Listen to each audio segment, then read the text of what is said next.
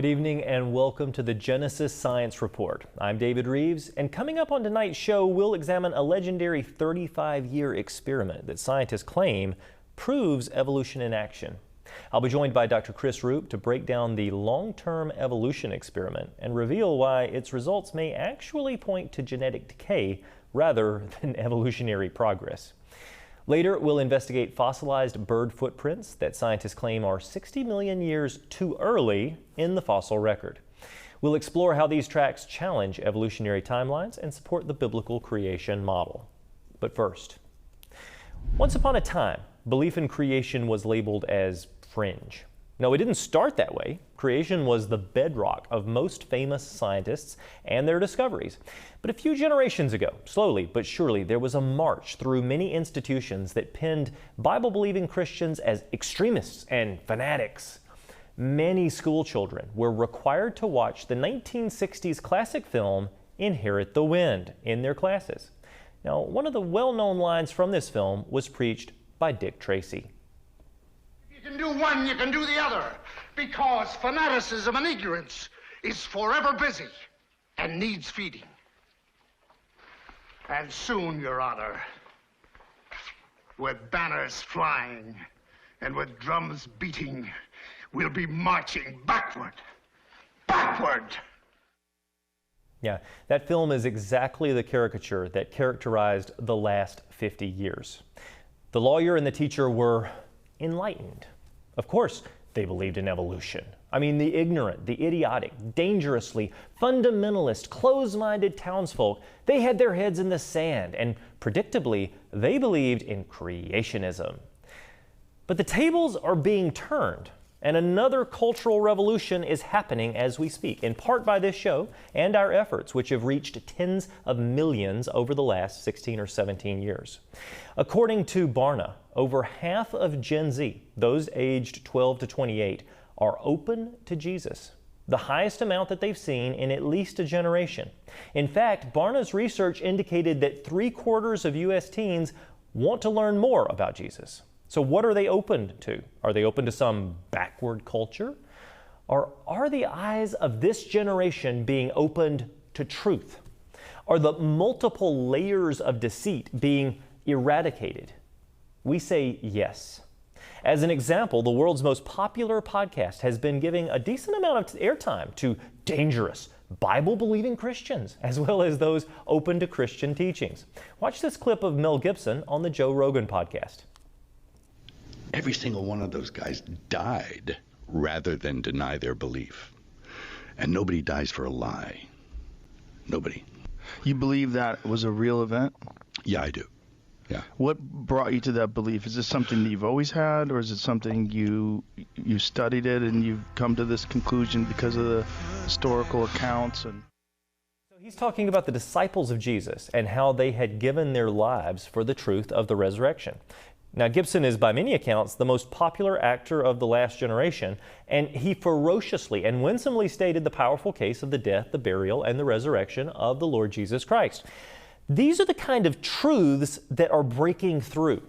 Believing in God is becoming cool again. And in the same interview, Gibson doubles down, and he calls evolution the Darwin thing. Watch this. what are your thoughts on evolution? Wow. The Darwin thing? Yeah. I don't really go for it. He makes it sound like it's crazy to believe in that kind of magic that we call evolution. In fact, things seem to be turning on their head.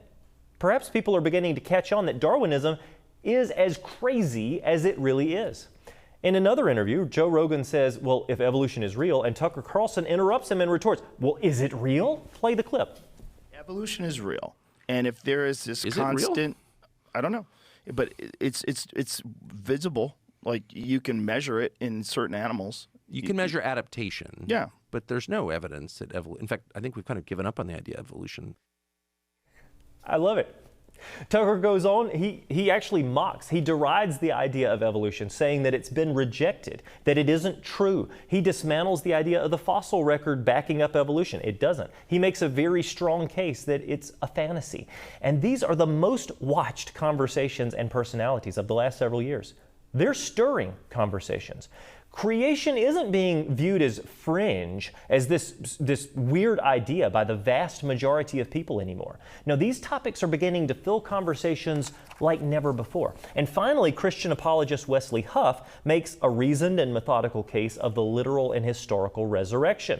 Joe Rogan asked this question. He said, how do you fact check someone being raised from the dead? And Huff goes through the list of incredible things that back up the fact that the resurrection really did take place. Play the clip.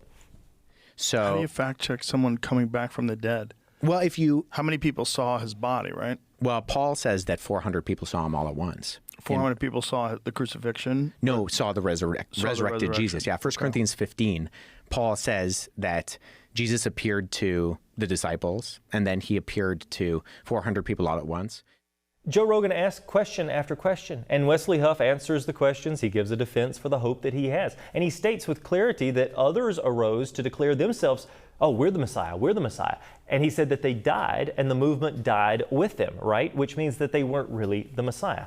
The truth is that people are asking questions because we've had a web of lies spun over generations. But you, who dare to think for yourselves, are seeing through the lies.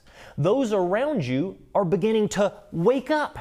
They're beginning to see that belief in creation, the belief that God created this world around us, makes so much more sense than the alternative beliefs of atheistic humanism, of naturalism, of evolutionism. Hundreds of millions of people are being exposed to these truths, and hundreds of thousands are being exposed as a result of this program as you watch right now. I challenge you to join the movement. Get involved with what we're doing right now. The number is at the bottom of the screen. The email is down there at the bottom of the screen. You can donate. You can send this video to everybody you know. You can schedule a meeting with one of our team members to volunteer your help. We are living in a time of a truth revolution. Be encouraged. Stand up. Speak out. Be bold. I'm David Rives, and this is the Genesis Science Report.